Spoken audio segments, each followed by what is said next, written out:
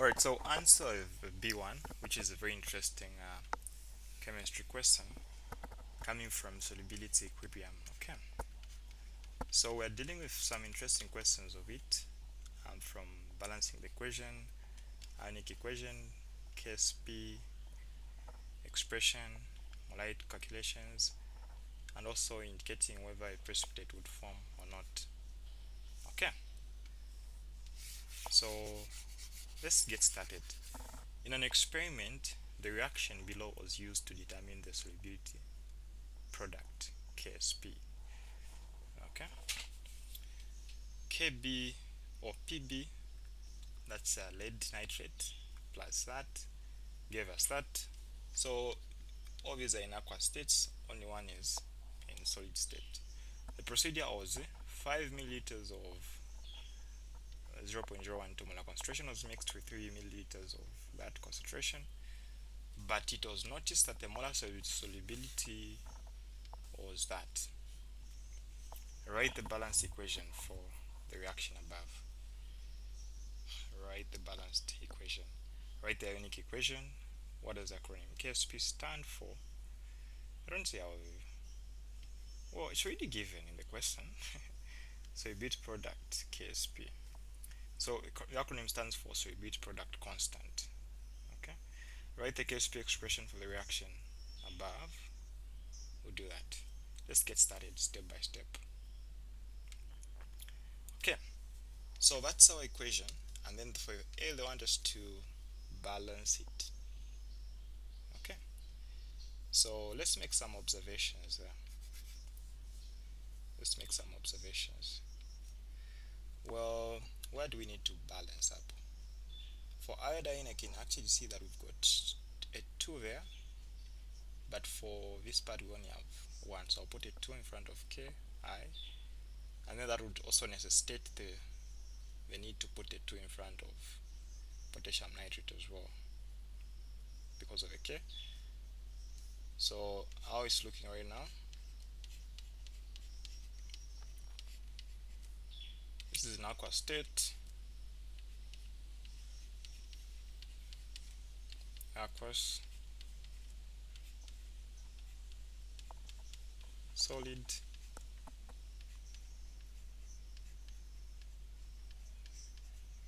that's aqueous of course at the end. Okay, so is it balanced? One of that, one of that, 2 iodines, 2 2Ks, 2K nitrate times 2, also here times 2. Okay, everything is balanced up. So 2 marks. Write the ionic equation for information of that. So ionic equation just represents solids. Okay. So there's a shortcut actually where you just look at the solid. The solid has actually been mentioned in the question. So it's just basically that. And then on the left, just put its ions. So we've got lead coming from this part, aqueous state. That since there's a subscript of 2 there, it indicates that was 2 plus iodine coming from this case. So it's coefficient of a 2. So iodide, of course, that would be a negative. Okay. So that gives you the Ionic equation. If you want the longer way, you want to split everything in aqueous state into ions. So Pb will be separate with its 2 plus, and then the nitrate would also be separate. Because of that 2, nitrate would be 2 now. The charge of nitrate, of course, that's a negative. This part would also be split to 2 potassium ions. Of course, everything is in aqueous state on the left. I can just leave some space, and then 2 iodine as well. And then on the right, don't split the solid, but split the ions.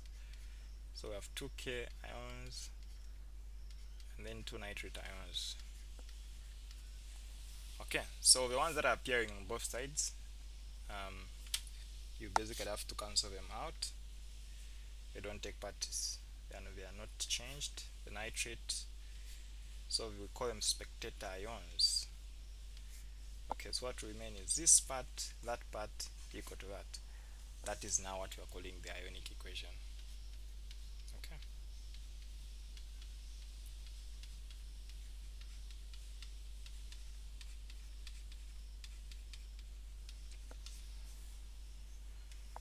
Okay, so I've answered the first two questions. Now C says, I've already answered this. The acronym, what does it stand for? For revision, what do you think is the answer? And then write the KSP expression for the reaction above. Okay. So we don't have to forget what we are more interested in if we get back to the question. Let me just show you the actual question. So we are told we want to determine the solubility product. Okay. In this experiment. So write the K expression for the reaction above, KSP. So the reaction above is basically the one that we're from dealing with in the ionic equation. Okay. So the KSP is based on the ions. So the KSP expression for this equation above, which is for this ionic equation, is basically going to be based on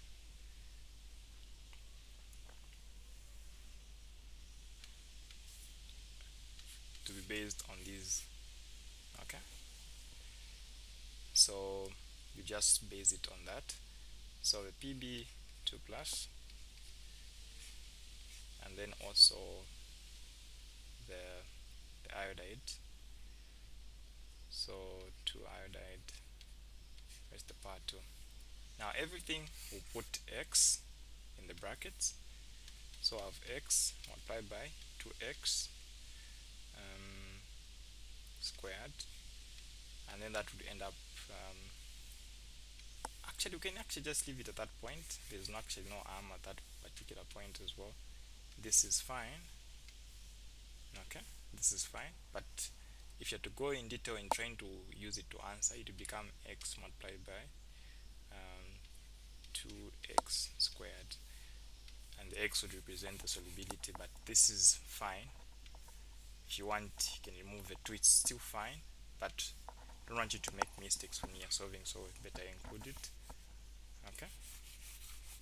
Well, of course, we would understand that if we were to write it in terms of the KSP expression, this is supposed to be the reactant because it's the one that's supposed to be broken down into those ions. Okay.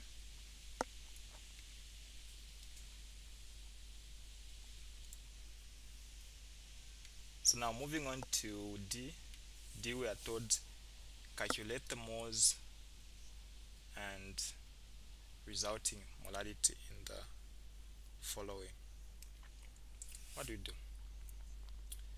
We've been given the volume, we've been given the concentration. Let us calculate the moles and the molarity concentration that will result in the following. So first of all, for the first part, we'll calculate the number of moles. So number of moles is going to be given as the product of concentration and volume. Concentration is 0.012. Molar concentration means moles per liter, multiplied by the volume there is 5 milliliters. Milli is the same as 10 to the power negative 3, so that you just have a liter there. Okay, so 0.012 multiplied by 5 times 10 to the power negative 3, of course that is the same as just dividing by 1000. So whichever route you go by, you still arrive at the same answer. So 6.0 times 10 to the power negative 5 is the answer I'm getting. So that's my number of moles. The liters will actually divide. Apply the same concept to the other question. Pause the video and try it out. So 0.03 moles per liter multiplied by 3 times 10 to the power negative 3 liters. Or we can use the other method here so that you see it. So we've got 3 milliliters. Now we know that in each liter what? In each liter we've got 1,000 milliliters. Okay, so milliliters would cancel out, the liters would also equally cancel out. You still arrive at the same answer even if you go by the other route. Okay, so that would be 9.0 times 10 to the power negative 5. Okay, so that's what we have. And then we just found like the number of moles for each. Now the other question of interest is determining the resulting molarity as well. What would be the new concentration?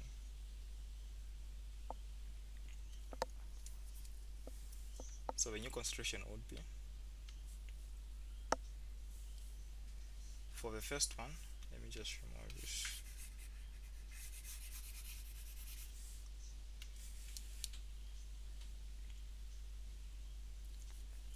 For the first one, which is that we've got 5 milliliters of it.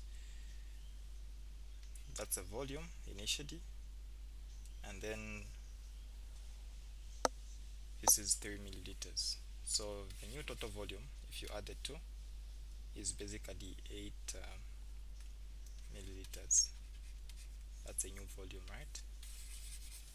Okay, so the new volume now can be used to determine the new concentration.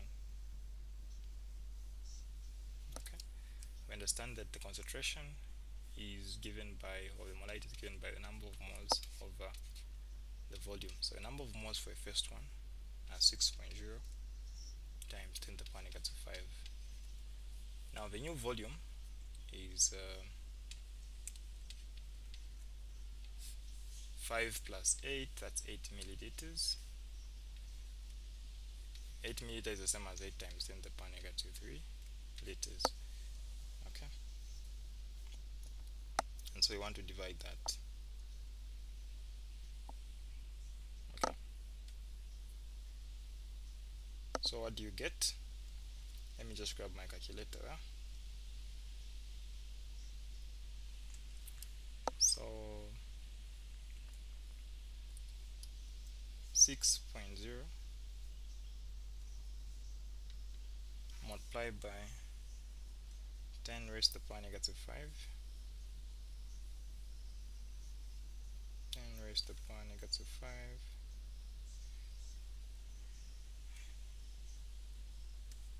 divided by,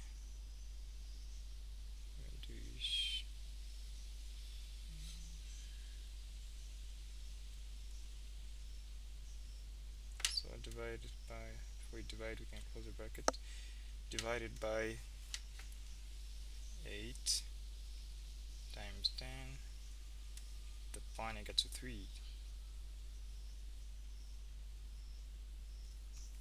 So I'm having something like 0.0075 molar concentration. Okay, so that's for the first part. If you want, you can take it to scientific notation. 1, 2, 3, 7.5 times 10 to the power negative 3. For the other one as well, the number of moles were 9.0 times 10 to the power negative 5. Okay, and so divided by 8 times 10 to the power negative 3. So let me just change something there.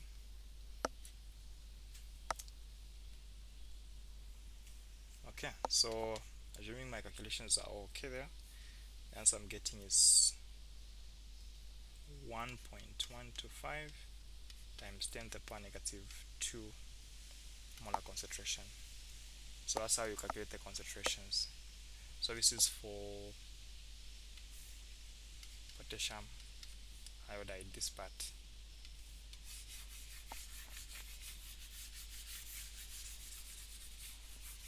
Now for E, we asked to to show that the Ksp is basically equivalent to that. So the Ksp of that, like I said, we are supposed to write it starting with it as the reactant. Okay. Actually, this is one-sided reaction. So that's a solid decomposing into the ions. Okay. And then iodide, which are 2 because of that subscript 2. Okay. All these, both of them are in aqueous states. Now, initially, I was supposed to come with I stable. What was the initial concentration of that to start with? Okay, let's go back to the question. It was noted that the molar solubility is 2.7. So don't forget that value. The molar solubility is 2.7 times 10 to the power negative 3. So that would help us in our calculations. Okay. So don't waste time with this part. The solids do not appear in the Ksp expression. So our Ksp is going to be, this is having a coefficient of 1, so just say x. This is just 2, so 2x. So the Ksp is going to be x the power 1, and then 2x because of the coefficient, stoichiometric coefficient of a 2 to be raised to the power 2 as well. Okay, so that is going to be, let me remove this part. This is the 1. So Ksp is going to be x multiplied by 4x squared, which will just give us 4x to the power 3, right?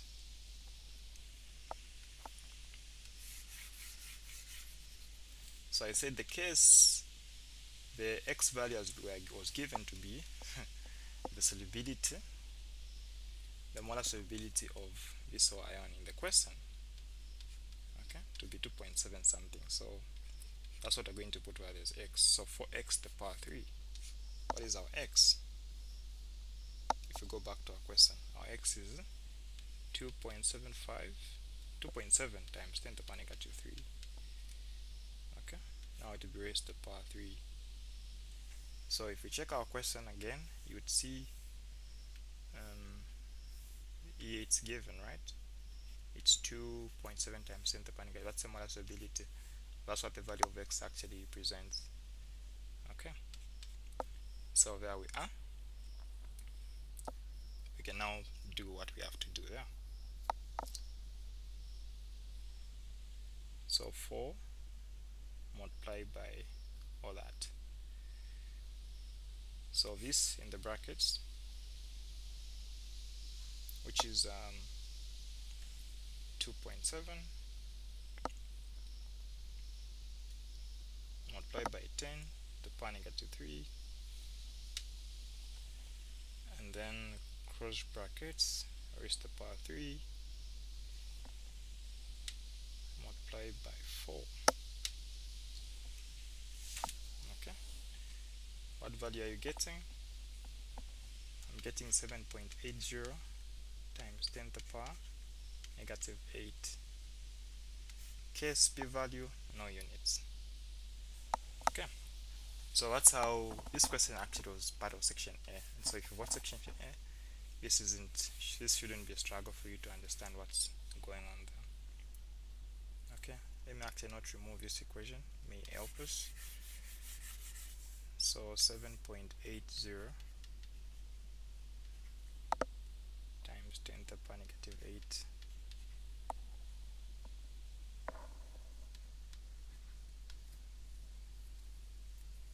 Okay, so very close to the value that we were given there.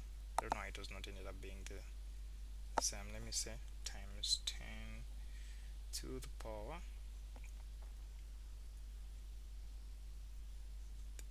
8.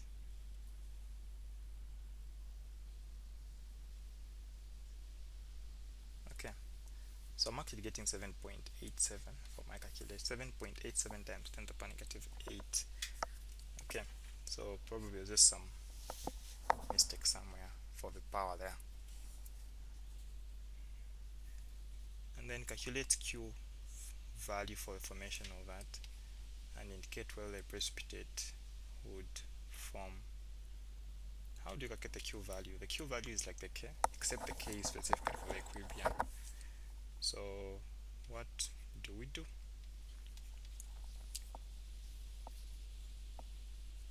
So our Q value as well is only dependent on the aqueous concentrations and not the solids. So therefore, it will just be dependent on the ions. Okay. Iodide will be the power 2. Okay. So do we have the concentrations that we need to use here? What's the concentration of lead that we calculated? So lead was part of that. There the concentration was 7.5 times 10 to the power negative 3. Here we've got the iodine. The concentration was 1.25. That's a molar concentration, 1.25 times 10 to the power negative 2. Okay, so for Q value we're using the non-equilibrium concentrations. For the Ksp value you use molar solubility for the solid itself. So therefore here we have 7.5 times 10 to the power negative 3. There we've got 1.25 times 10 to the power negative 2 to the power 2. So the Q value I'm getting is 9.49 times 10 to the power negative 7. Now what is the question? Indicate whether the precipitate would actually form. Would the solid form, in other terms?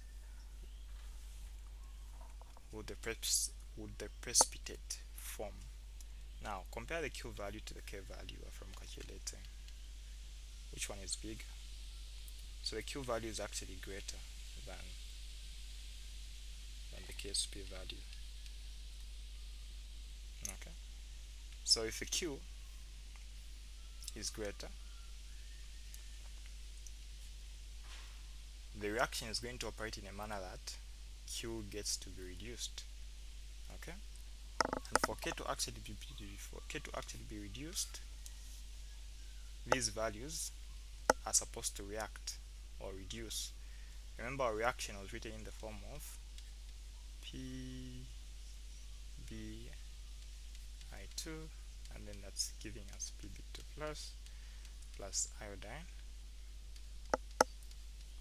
Okay, so the precipitate is the solid part. Okay, so since Q is greater than Ksp, we have to reduce the Q. To reduce the Q, we have to reduce the concentration of these. Okay, because these are the ones that are reacting to give us this. Okay, so that will favor this side reaction. Okay, so that means this solid part will form, or that will imply the precipitation would actually get to form. Okay, so now if you go back to the original equation itself, this is the solid on the product side, the reactants or the ions that are reacting are on the reactant side. Okay, the Pb and the iodine. So these two, since the Q is greater than the Ksp, Q is supposed to be reduced. The only way it can be reduced is to favor the forward reaction. Okay, so therefore precipitation would form. The precipitation of the solid would form in this case. Okay, so that's it for question B1. I just hope you've learned one or two things. And remember, if you want to learn more in detail, solubility equilibrium. Check the, the description for more information on how to go about that. We'll move now to other questions in section B.